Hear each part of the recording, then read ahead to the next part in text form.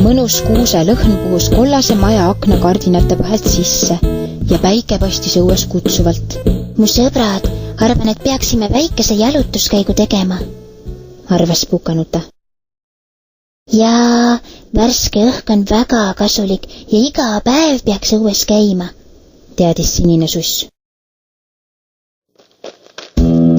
Tugitool vaatas aknast välja ja ohkas.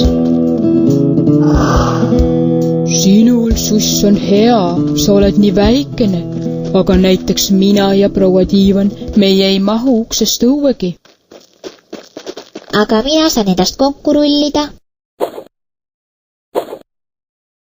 Mina tahaksin kangesti värskes õhus jalgpalli mängida. Arvan, et minu kollase auto abiga saate kõik uksest läbi.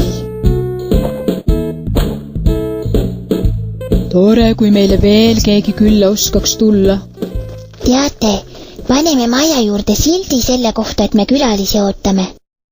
Pukanuta, Tuule, võta minu sahtlist suurte lehtedega kirjaplokk, sealt saad paberit kirjutamise jaoks.